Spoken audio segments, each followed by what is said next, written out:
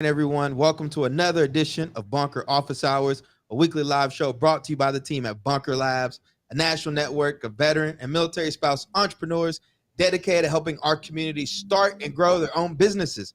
I'm your host, the one and only Iron Mike Steadman, coming to you from Newark, New Jersey, joined by my co-host, Amy Morrison, and our guest, Desiree Panalilio. Did I get it right? You did. You got it. Awesome. From a founder of Encouraging Teens. We got a lot to talk about today.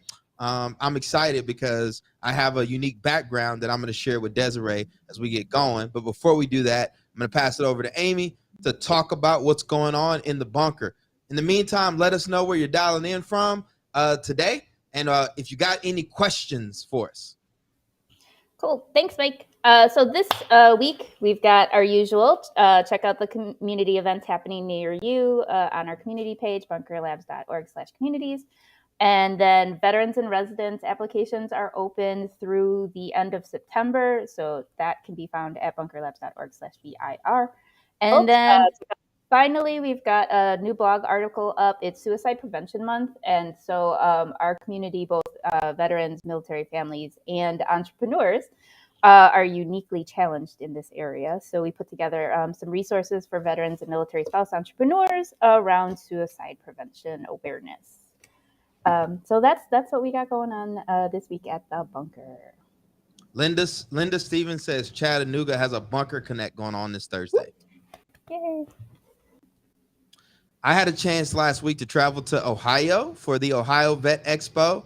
It was an amazing opportunity to highlight and showcase some of the veteran entrepreneurs and military spouses in Ohio. So I appreciate all the love and support I got going out there. And I'm loving all the activations that are taking place in the bunker. We got Military Influencer Conference coming up in October. I'll be there for that, taking my podcast equipment. I'm going live, y'all. We're going mobile. So I'm just going to start snatching people up and getting some interviews. But there's a lot of energy going on in the bunker. And make sure y'all are getting plugged in. Head over to bunkerlabs.org, get plugged into the newsletter, and be on the lookout for all the updates that are coming y'all's way. So without further ado, I get to pass it over to my guest today, Desiree from Educating Teens. So Desiree, do you want to go ahead and introduce yourself? Sure. My name's Desiree, and I own a company called Encouraging Teens. And really, what we focus on is helping teens create personal and academic success through a personalized and specialized coaching system that includes parents so that everyone is building that relationship and creating the success for their teen as they move forward in their future. So Desiree, once upon a time in a land far away, before I was Iron Mike, I was Mr. Steadman. And I ran a residence hall at a private school in downtown Newark called St. Benedict's Prep.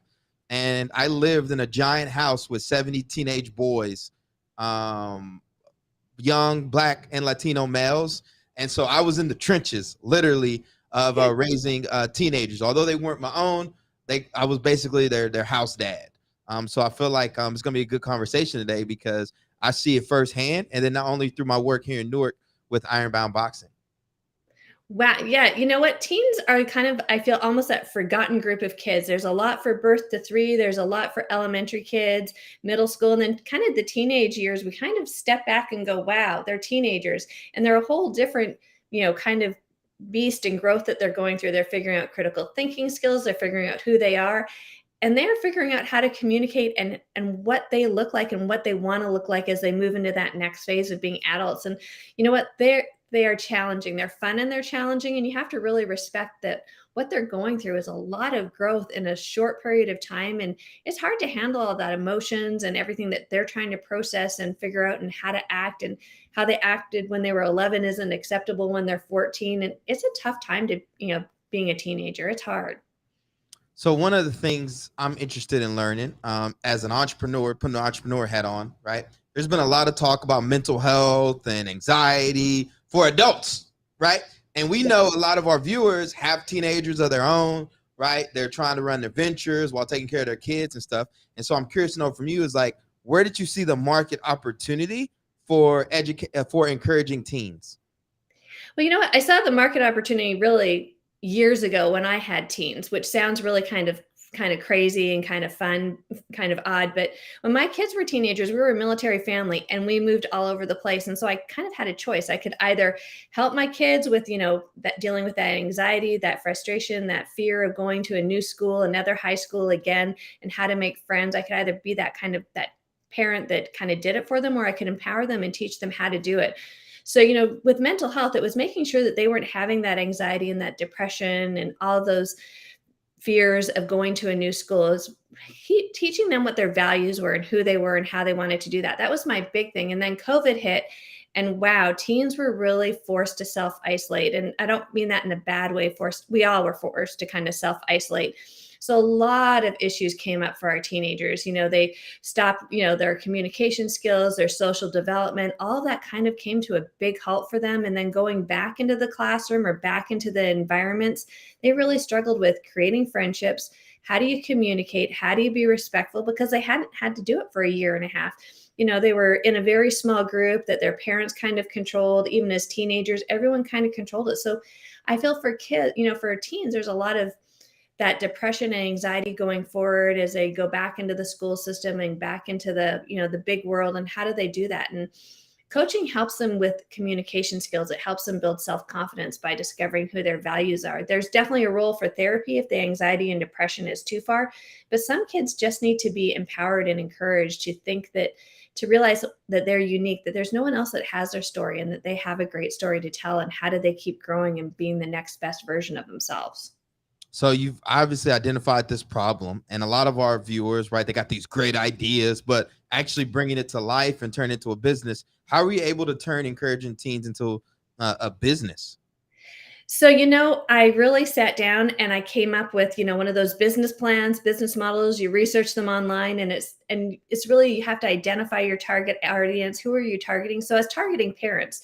Teens were, who I wanted to work with, but I had to market to parents because teens weren't going to be paying for this service. Parents were going to see it. So it was kind of a unique way to try and zero in on what parents wanted. So that was really what I focused on, or who wants my services, and parents. And there's a lot of parents out there. And just when I was, when my husband was active duty, and a military spouse, I used to do this at my kitchen table, just every time we moved. And parents would be like, hang on, what do you mean your kids seem to be making friends? They seem to be willing to put themselves out there. My kid's not. How do you do that? And I said, we talk about values. We create personal mission statements. I encourage and empower them. We do positive affirmations. So it was kind of an easy role to work with the teens. It was harder to find, how do I market to parents? And what's been the biggest challenge now since you've launched? I think still trying to get parents to understand how much teen coaching can help their teen.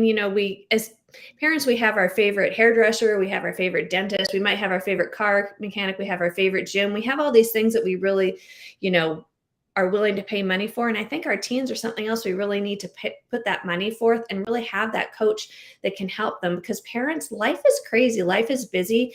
And sometimes you just want to manage your teen. I find parents just say, well, I just want to tell my teen what to do and then do it. And I'm like, yeah, that worked years ago. That doesn't work now. Your teen wants a voice, and we really need to give them a voice. In the world that's changing and chaotic, we want to make sure that we're helping our teens have that voice so that they can be vocal and help change the world. Otherwise, we just kind of keep going in the same pattern.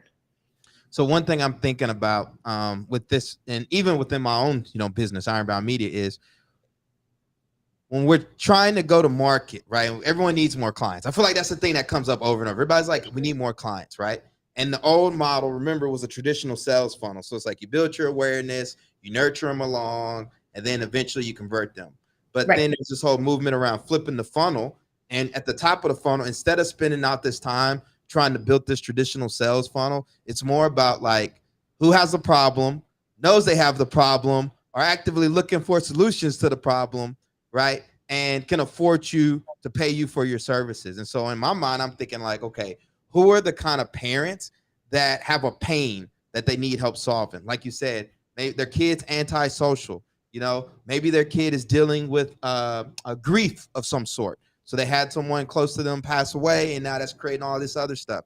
Maybe it's a kid that is trying to go to a certain school, and is dealing with all these anxiety from the SAT and all this other stuff. So really thinking about like, what is a specific problem that you're uniquely, your company is uniquely positioned to solve, and then focusing on just getting in front of 10 of those people. And Seth Godin has a great blog post that I go back to over and over and over. It's called Your First 10. And a lot of us are past our first 10 customers, but sometimes you can get overwhelmed in terms of like, man, what should I be focusing on?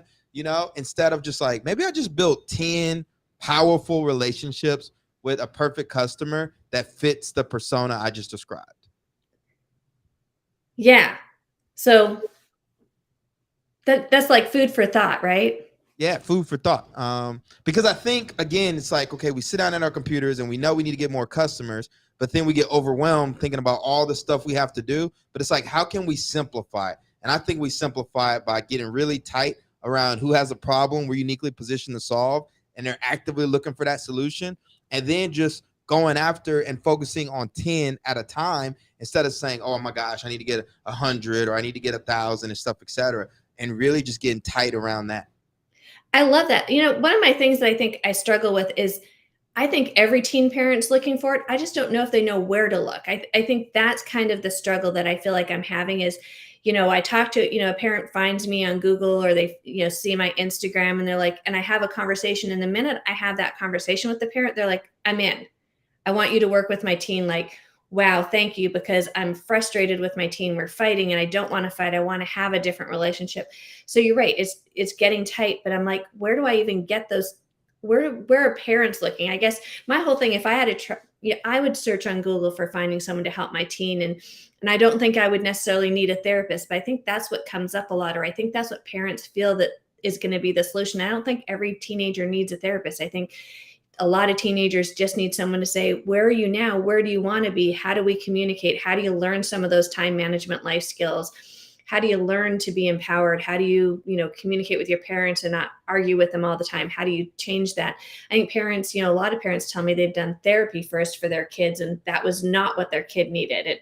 It made the problem worse because their teenager was angry with them. And coaching is it's focused on the teenager and helping them. And parents love it because there's that opportunity where I share with both the teen and the parent what we're working on. There's not those HIPAA laws that you have with therapy where I'm not sharing information. I get to share that because I want to build that relationship. I want to build community with the teen and the parent. I want all of that to kind of move forward. So you're right. Where are you based out of? I'm in Tampa, Florida. All right. So where I'm thinking out loud, right, is where are parents already hanging out at, right? They're probably at the baseball games. They're probably at the sports teams, like all that kind of stuff, right? Then you also think about college, right? Like where are they spending their time? Probably at the Barnes and Nobles, looking at the little SAT books. And so what you want to do is you want to reverse engineer the process and think about like, okay, where are they already going to and how can I add value there? So if I can give a talk around mental health for teens, if I can give a talk around, dealing with anxiety for the SATs, like all these problems that parents are actively dealing with, and then seeing how you can create some kind of inbound by you talking about these certain topics, right, where people are naturally going to want to reach out to you. I love that. And one of the places I've tried that I'm reaching out to are the parent teacher organizations at schools, because I think that's a great place to go and just talk. And so it's trying to get into some of those. A lot of them, even still here in Tampa, were done by Zoom calls this year. So they weren't really having guest speakers, if that made sense. Back to school nights were still. So it's trying to find that avenue. And you're right, maybe it is going hanging out at a baseball game and trying to figure out, sports teams and different things. I love all of those ideas. I love anywhere that I can get that outreach, parent teacher organizations, anything that I can get, talking, because I think parents really want it, but they just don't know where to find it. You're right. And one thing that a lot of us don't do because we don't inherently think about it, sometimes we're focused so much on acquiring customers that we forget, like, how do we build that initial awareness? And one easy way that's probably good for you is I'm sure you have a lot of friends that don't even know about what you're doing, right? They think they have some understanding, but if you just jumped on a 15-minute phone call with everyone in your network just to build awareness, just like, hey, just letting you all know this is what I'm doing around encouraging teens. If you know anyone, right? Just feel free to have them come to my website or whatever. Now you're starting to create that active referral kind of network, but it's one of those things you do consistently. So like every week you jump on a call with 5 to 10 people and you just let them know what you're doing. And that way, when they run into someone who's having a problem, you're the first person that's going to pop into their mind. They can be like, oh, wow, you should probably talk to Desiree. I love that. I didn't even think about just talking to my friends, because I always feel like when you talk to your friends that you're like then asking them to, hey, maybe you should buy that. And that's not what I want to, I want them to be my friends. I don't want them to feel like they have to purchase. But I love it where I can say, let me share with you what my company does. And when you're at the baseball field, because I'm not at the same baseball field as you or the same soccer game, and you're talking to a parent, then they can just go, hey, I have a person for you. I love that idea. And actually now I'm just going to steal it, and I'm actually going to put that in my repertoire, that I'm going to start calling my friends, like 5 people, and just having a conversation. I love that idea. Yeah. And so the thing about selling, everybody selling is this sleazy word. Like, you ain't even got to try to sell. Literally, you're just letting people know in your network what you're doing. A lot of times people have no idea, right? And so you're just getting an update. You're just giving them an update. You're learning about what they're doing. And it's the same thing too. So as you come across people that can benefit from what they're doing, or maybe they have a problem and you help them solve it, that's really what creating value is all about. Just quick 15, 20-minute phone calls, learning about each other, staying top of mind, because that's really what you're trying to do. You want to stay top of mind. But I promise you, so many people are like, I didn't even know you were doing that, right? And so then you jump on a phone call with them and they're like, I know exactly who you can talk to. So like right now, Josh, just us having this conversation, he's like, you should talk to Vice Commanders Nation, VFW Junior Vice Commander Nation or something. So I guess that's a program within the VFW where they are actually reaching youth. You've got the Travis Mannion Foundation out there, which is doing some stuff going inside to schools for character matters. So there's a lot of opportunity, but I do think it starts by really just talking to people, literally talking to people and let them know what you've got going on. Yeah, I love that. And I love all the resources of who to talk to. I was looking at that as you were saying it, the junior vice commanders nationwide, the youth. That'd be a great place to work at. I work with Sarasota Teen Court. I actually have them as a contract where I work with the kids there. I do a program with them over 4 weeks, just teaching personal accountability and personal responsibility with them. And I love doing that. And it's it was kind of a year-long program that we've just wrapped up. And they're like, we're keeping you on because we love what you're doing. The youth are loving what you're doing. So now it's taking that and meeting with their board, and how do I push that into all the other teen courts and offering that opportunity to other kids that are, having the same struggles that kids that end up in teen court have. Do you do any writing? Do you publish in anything? Are you putting out any content? I publish, and I actually just wrote a book. And my first book that I wrote was One Friend, Two Friends, Bad Friend, Good Friend. And it's really geared for teenagers. So it is not geared for parents, which sounds really kind of odd, but it's geared for it's geared for the teenager to work through. And it talks about values. It talks about what's a good friend, what's a bad friend. And I did it because so many kids after COVID were struggling. There was that self-isolation. How do I go ahead and make friends? And they're so desperate for a friend that they're kind of giving away anything. They're not really staying true to their own values. They're not realizing what a good friend is, what a bad friend is. And with that, the same thing is when you read it and you look at, maybe I'm doing some of those bad things, those bad friend things where I'm sharing secrets, and maybe I shouldn't be, because as crazy as that sounds as an adult, that's a learned thing for teenagers and young kids to realize that they shouldn't be telling someone else's secret. We just assume everyone knows that, but you actually have to tell someone. They have to learn that skill. And people go, well, you should know that. I'm like, no, teenagers don't necessarily really understand what that means. And there's a conversation that needs to happen around so many basic things. I'm just thinking out loud where you're talking about, the friends, right? Because I go to my gym and I'm always like, why are y'all always here? It's like a Friday night. Y'all ain't got nothing better to do. Come to the gym. But I realize that for a lot of kids, those sports teams, that community, that's where they make their friends, and it becomes routine for them. And so this is super interesting. I'm interested in learning more about what you've got going on, because I want to make referrals within my own network and obviously here within the bunker. But kids make friends at those sports places where, the gym, where there's, everyone has the same interest as them, so they can encourage each other. And then it's taking that friendship and making sure that they're positive friendships, that, people aren't being negative and running each other down, but they're lifting each other up. Because really, I read an interesting article about teenagers. 74% of what teenagers hear is negative. That was kind of stunning. I had to read it. It was on the National Institute of Government Mental Health. And there was I love reading articles about teenagers. It was talking about 74% of what they hear is negative. Thinking, wow, that's a lot of negativity coming at our teens, whether it's in school that, no, your assignment wasn't good enough. It's parents. It's, no, you needed to run faster with the football, or whatever it is. They hear a lot of negativity about themselves. And so there's got to be those opportunities, whether it's going to a gym and getting role models and their peers to encourage them and build them up. Because gosh, if I heard that much negativity about me in a day, I would be desperately trying to find that group of friends that build me up. Absolutely. So as we transition to book recommendations for our viewers, if you got questions for Desiree, feel free to go ahead and drop them in the chat, or you got advice about her business model. Again, this is a great opportunity for the community to get engaged. So please share your feedback, share your questions in the chat. Now, Desiree, what book recommendation do you have for our viewers? So I love Atomic Habits by James Clear. I love the book. I wish it was shorter because I think it'd be great for teens.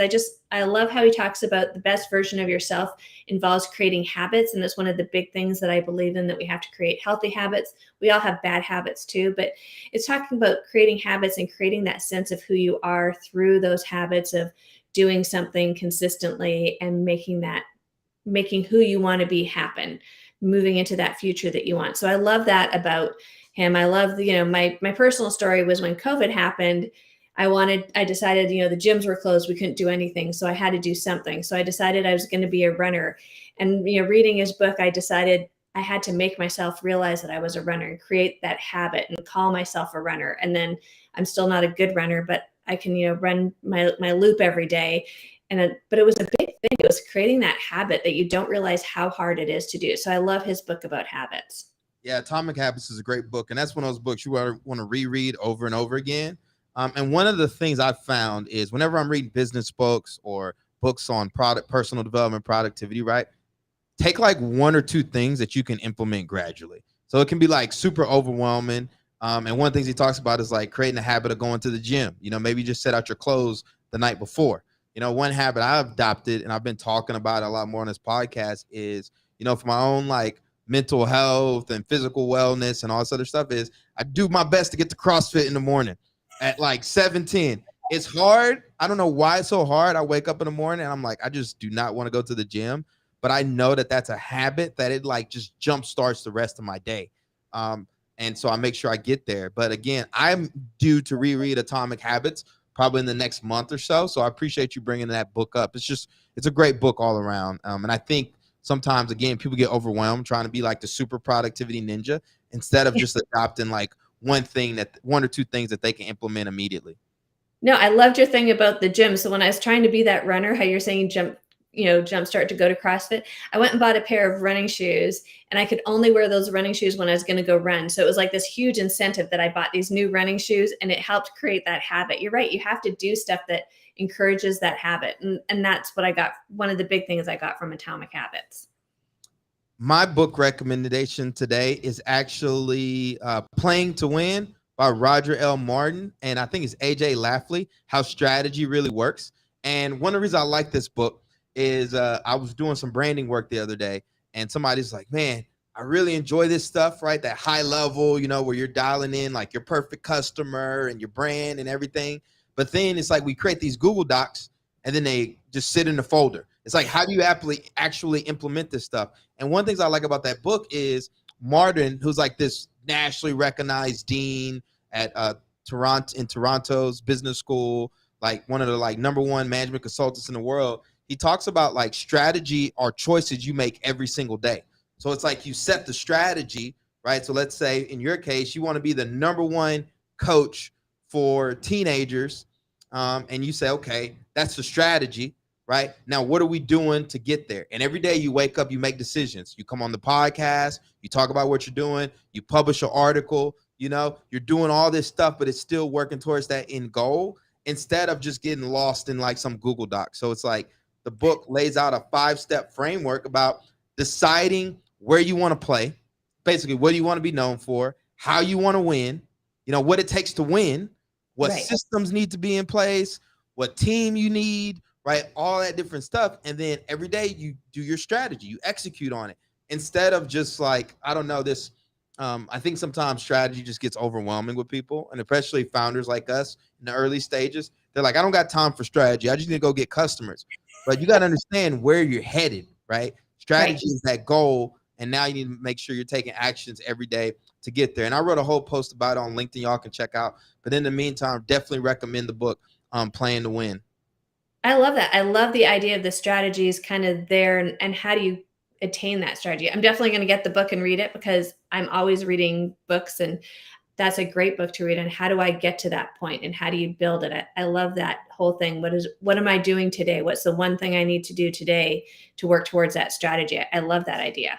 So you even think about us at Bunker Labs, right? We want to be the number one resource for veteran entrepreneurs and military spouses, right? That's a goal.